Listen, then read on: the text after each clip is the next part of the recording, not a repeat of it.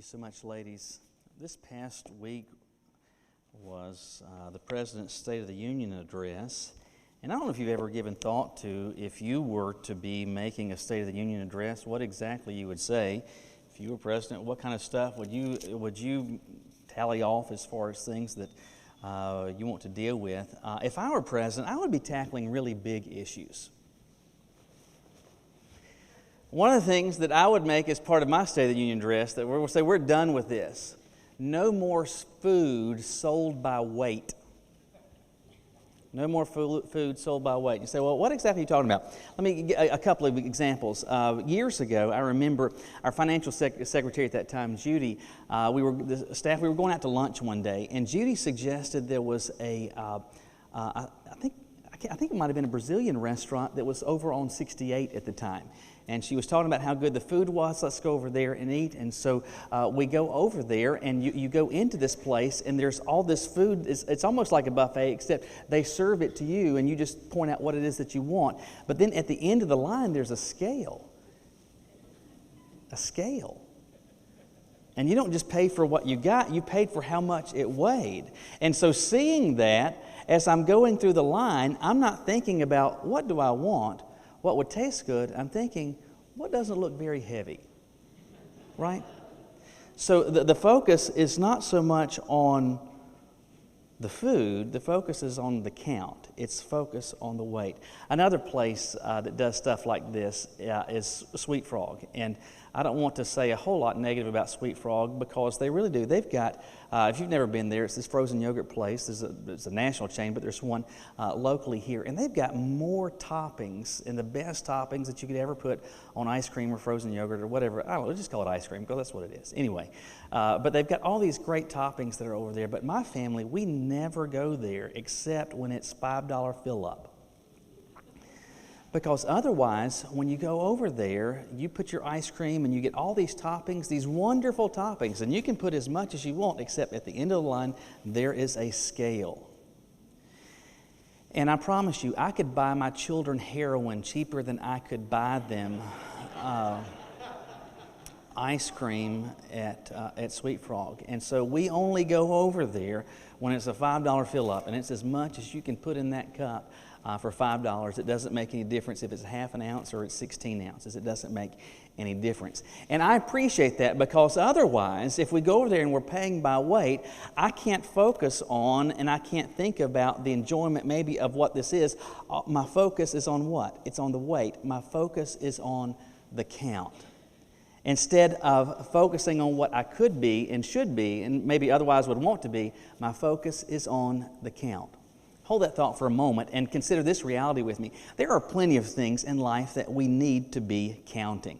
Plenty of things that we need to be tracking. If you're a business owner, if you work for a retail location, or you have warehouses, one of the things that you're going to need to do periodically is to do inventory. You want to make sure that what you say you have, you actually have.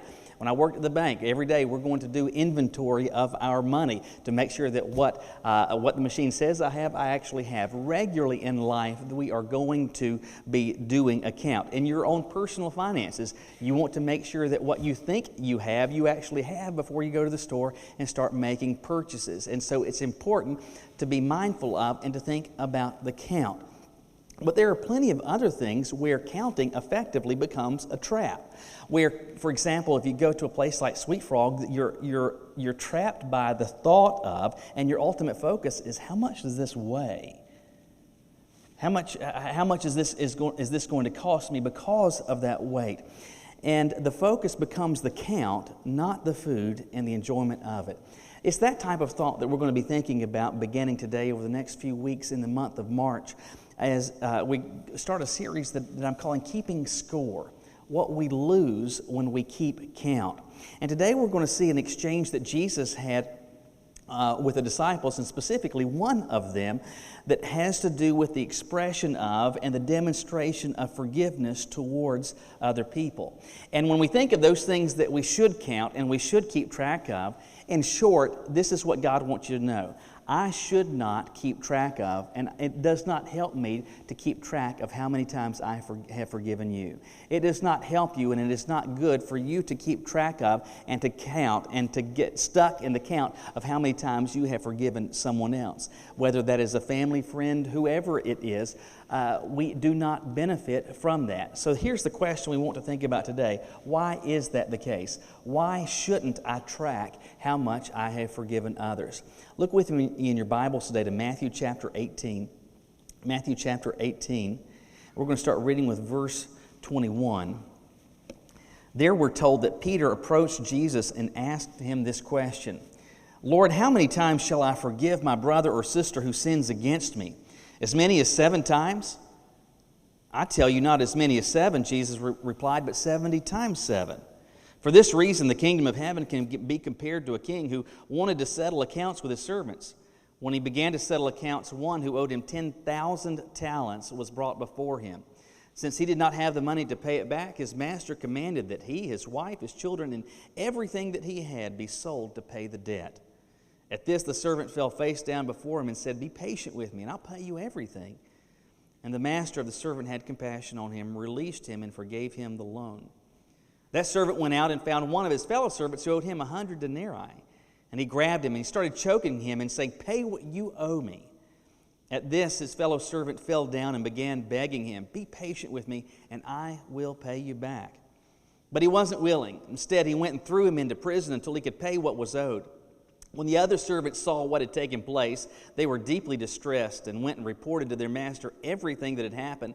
And after he had summoned him, his master said, "You wicked servant, I forgave you all that debt because you begged me. Shouldn't you also have had mercy on your fellow servant as I have had mercy on you?" And because he was angry, his master handed him over to the jailers to be tortured until he could pay everything that was owed. So also my heavenly Father will do to you unless every one of you forgives his brother or sister from your heart. This passage, among other things, helps answer that question. Why shouldn't I keep track of how many times I have forgiven others? Why shouldn't you keep track of how many times you have forgiven those in your life? Based on what Jesus says, the first reason is this. When I count how much I have forgiven others, I fertilize my ego. When I count how much I have forgiven others, I fertilize my ego. This passage has context, and while we started in verse 21, Jesus has been dealing with, in the verses just before this, about what to do with and how to deal with someone who has sinned against us, who has wronged us, and the pattern and process that we're to undertake as we do that. Because in life, that's going to happen. It's going to happen in marriage. It's going to happen with your children. It's going to happen with coworkers, with neighbors, with people at church. It's going to happen throughout the whole of your life. We're going to sometimes needle each other, and we're going to offend someone. We're going to act against them, sometimes intentionally, sometimes accidentally. So how do we respond to this? And on the heels of that, Peter comes up to Jesus and asks him this question. Lord, how many times should I forgive my brother or sister who sins against me? Now, before going further, understand that Peter was aware of something. Jesus was aware of something. All the disciples were aware of this that had become the norm and the standard, which is this unwritten rule. If someone has wronged you the first time, you forgive them. If they've wronged you a second time, you forgive them. If they've wronged you a third time, you forgive that, but it's 3 strikes and you're out. The next time, there is no forgiveness. And very much this had become an unwritten rule. It wasn't in the pages of Scripture. It wasn't etched on a wall anywhere. But it was understood in throughout Jewish culture and rabbinical teaching that the expectation was you're going to forgive somebody 3 times. After that, they're on their own. After that, you hold it against them. After that, you really take them to task. That was the expectation. And so as Peter comes to Jesus and says, Lord, how many times should I forgive the one who sins against me? And listen to the question, as many as 7 times. So the norm, what everyone would have understood, that how you typically operate is to forgive 3 times. Peter says, Lord, should I forgive 7 times? 2.5 times the norm. Hold that thought for a moment and consider this reality with me. It is likely as you have driven around, you have been behind vehicles, there may be even some in our parking lot today, that have these little round white stickers. So there'll be a round magnet attached to your car, have a black circle around it, and sometimes you will see them, they'll have all kinds of stuff, letters, sometimes you'll see them with numbers, and sometimes maybe you have seen those that have these numbers, 26.2, or maybe you've seen some that say 13.1. Perhaps you've seen that and you wondered, what exactly is that? Well, that's someone talking about that they have run a marathon. So if you've run 26.2 miles, you would put that on there to say to people, hey, I have run a marathon. Or if I've run 13.1, I've run a half marathon. First of all, for people that do that, I don't really understand.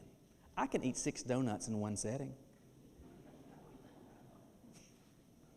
But I don't put half dozen on my car. 26.2, bragger. But it's interesting, people that do that, and God bless you, if you want to run 26.2 miles and nothing's chasing you, that's completely up to you. If you want to run 13.1 miles, that's completely up to you. Good, I'm glad you can do that. For me, I would have a sticker that says mailbox. That's not how far I can go. Anyway, but it's interesting, when people put that on their vehicle, they don't say, I run long distances. Because the truth is, if you can run 26.2 miles, you've run a really long distance, haven't you? Now, that's a long, long way to run. 13.1 miles, that's a long, long way to run. And if you can do that, it is absolutely the case, and it is certainly true, you can run, and you do run long distances. But people don't put that out there on their car. They don't say, I run long distances, do they? They put the actual number. They put 26.2. They put 13.1. Why? There's no escaping the fact that it's part of the process of drawing attention to me and saying, this is what I can do. It's not simply that I run long distances. I run really long distances. I run 26.2 miles. Not 5 miles, not 2 miles, not from here to the other side of town. I can run 26 point. Putting the actual number out there communicates, this is what I can do. It is with that thought Peter asks the question of Jesus. When I have been wronged, how many times should I forgive someone? 7 times? And Jesus' response is what? He says, I tell you, not as many as 7, but 70 times 7. This is emphatically not the answer that Peter was expecting. Not at all did he think Jesus would come up with an obscene number like 490 times. And it's altogether clear Jesus wasn't trying to say that the number of times you should forgive someone is a total of 490 times. Jesus was communicating that the number that you should forgive someone, the instances that someone should be forgiven by you, is such that you can't keep track of. Because think about it. If I have forgiven you 1 time, I can remember that. 2, 3, 4. In fact, if I have forgiven you 7 times, it's possible that I could remember that. If I've forgiven you 20 times, it's starting to get blurry. If I've forgiven you 50 times, it just seems like it's been quite a few times. At 490, I can't remember all of that, right? That's exactly the point that Jesus is trying to make. And that's not why he's saying you need to forgive 490 times, but it should be such that you should be operating where you can't keep track of the amount that you have forgiven. Why? Because we like having a number on things. Because when we can put a number on stuff, we can say, look at me and look at what I have done. We'll put 26.2 on our vehicles, not because we want to say I can run long distances, but I can say I can run really long distances. Jesus didn't, and Peter, when he says, should I forgive 7 times, I believe in Peter's mind the thought is, maybe on the back of my camel, I could have a sticker that says 7. That's how many times I forgive. I'm like super spiritual. I'm like super Jesus follower, because the rest of these heathens, they forgive 3 times, but I'm 2.5 times that. Look at me. One of the things that we've got to get settled in our minds as followers of Jesus is this principle. He is interested, exclusively interested, in working in my life and in yours to demonstrate His greatness. It is His desire to work in and through me to draw attention, not to me, but to draw attention to Himself, to demonstrate the difference that He can make in the life of a person and a family. God's not interested in drawing attention to Michael. He's just not. I may be interested in it. You may be interested in drawing attention to you, but listen, that's not something that God is in.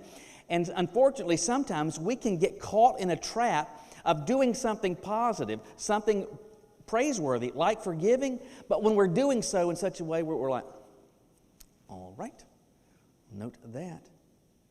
That's part of the process, not of demonstrating God's greatness, but look at me, look at what I can do. Listen, I shouldn't keep track of, and you shouldn't keep track of how many times you've forgiven others, because what that does, and it's inescapable, it fertilizes your ego. You get to the point and place where you're like, look at what I do. Man, I am so advanced now. Look at me. I've progressed so much. I have forgiven so many times. The Lord's not interested in making me great. He's interested in demonstrating through me that He is great.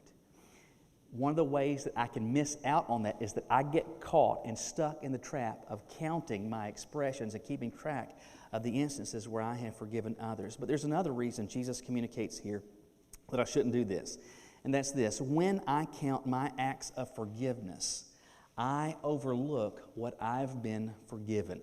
When I count my acts of forgiveness, I wind up overlooking what I have been forgiven. Jesus immediately launches into a parable, into an illustration to drive the point home. And as He does so, and so Peter is saying, hey, Jesus, should I forgive not 3 times, not 4, 7 times? 7 times, Jesus, is that how much I should forgive? Jesus says, no, how about 70 times 7? So many times that you can't count. In fact, let me show you what I'm trying to say. And He does that by fleshing it out with this example. And it says, so you've got a guy, this king, that has lent money. And one of his servants has been lent by the king a colossal sum. He says 10,000 talents. Now, Peter would have heard this. Anyone who was able to overhear this conversation would have heard 10,000 talents. And the equivalent for us would be to say this: I have loaned you $1 gazillion. I mean, just pick just an almost arbitrary made-up number. It's so big that you can't calculate it. So I have loaned you $1 gazillion. This servant has been loaned $1 gazillion. And it's time to settle up. And so the servant is brought in, and so it's told, okay, you owe $1 gazillion. Well, I got this chapstick. I don't have any money. Well, then your whole family are going to be tossed into debtor's prison, sold off as slaves, and maybe somehow, over time, somehow, some way, you can pay this back. But here's the reality. Let's say it's instead of $1 gazillion, it's $1 billion, $1 trillion. We're talking about sums that are so big you can't live long enough to make $1 trillion, right? You can't sell off enough stuff to make $1 trillion. That's the type of thought here. And the awareness is that even if being sold off into slavery and selling off your family members, there's no way to repay this debt. And so at this point, the servant who owes this incalculable sum pleads for mercy and is given mercy. And the king says, okay, you owe nothing. You came in here owing $1 gazillion, but you leave here owing nothing. Nothing. So you got to think, I'm feeling pretty good. Whew, that's a weight off my shoulders. Don't have to sell my children. Get to keep both kidneys. So you're walking back home, and then you see the friend. He says that you had loaned 100 denarii. Well, a denarius is the standard wage for a day's work. When you think about 100 days worth of work, it's not a trivial amount. I don't know what we would say that a day's work would be as part of our culture, but let's just for the sake of argument, let's say it's $100. So 100 days worth of $100, so that's $10,000. That's not an insignificant sum. But it is insignificant, what? In comparison to the gazillion dollars.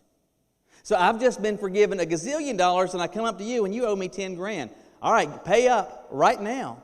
But how about I pay you 50 right now? I will gladly pay you Tuesday for a hamburger today. I will. Let me see. I've got this change thing in my car. I've got some stuff that's on eBay. I'm waiting to sell, and I'm gonna pay you as quick as I possibly can. Nope, I will not have it. You off to debtor's prison.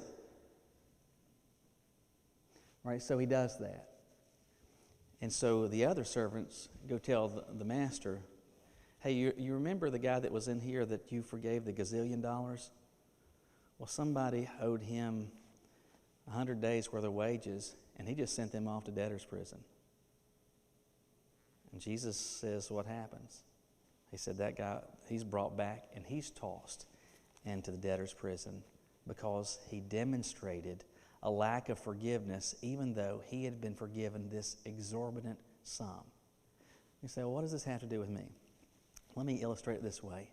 I am supposed to go to the eye doctor here in, I don't know, the next couple of months, and I'm waiting for my 1 year to come up because my vision has changed a fair amount over this past year. And I'm wearing multifocal contacts now. I wear glasses when I don't have my contacts in, but I'm not seeing great at a distance, but I'm really needing some more strength on the reader side so that I can see up close. And I look forward to getting these adjustments made so that I can begin to see things off at a distance and up close more clearly. But I was thinking about that, and I don't know if you're aware of this fact. And if not, I'm getting ready to lose you for the rest of the message. But here's the reality. I don't know if you've considered this. Visually, your eye can only focus on one small thing at a time. And so, like, for example, if I'm looking at Bob here on the front row, in my field of vision, I can see an awful lot.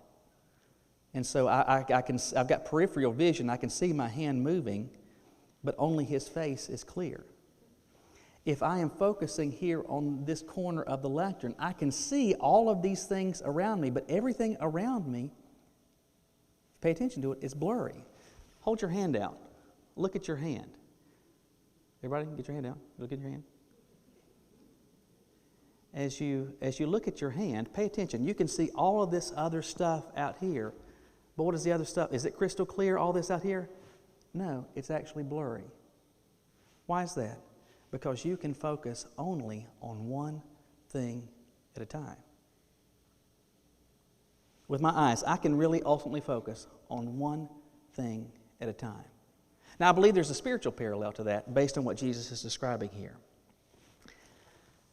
I can focus only on one thing at a time. And if I am focusing on how much I have forgiven you, if that's what I am directing my attention to, do you know what I can't see clearly? I can't see what I have been forgiven. But by contrast, if I am focused on, and if I wake up and if throughout the day I think, thank God that He's merciful towards me and that He's not sitting up there with a whole bucket of lightning bolts because they would all be chasing me. He has been and is so gracious towards me. He has and He continues to forgive me. When I am thinking about that, do you know what gets out of focus? The instances where I have forgiven you. The instances where you have forgiven somebody else. And why does that matter? It matters because of this. God has forgiven me of a lot more stuff than I will ever forgive you of. God has forgiven you of a lot more stuff than you will ever forgive another person for. You have offended God in ways that you will never, ever offend another person. You have grieved the heart of God in ways that you will never, ever, ever fully grieve another person. That doesn't mean that you haven't wronged someone else. It doesn't mean that you have said some things that aren't that are hurtful and brash and thoughtless and mean and all of those things. We've done all that. All of us have done that. But we've done even worse to the one who has forgiven us that massive debt. And I've got a choice. Either I can focus on the extent to which I have been forgiven, or I can focus on how much I'm forgiving you. And when I do that, I am overlooking at my peril the great debt that the God of the universe has forgiven me. And when that happens, I am stuck in a lousy place. I am trapped. I'm trapped in a place of my own making. I'm trapped in a place where I look great and I am so wonderful and I forgive all of these times, as opposed to a place where I realize I am basking in a limitless expression of forgiveness from a God who loves me most. Maybe hearing this morning, this has brass tack application for you. Because perhaps unbeknownst to those around you, you came into this place and there is someone that's on your mind. Someone who has hurt you.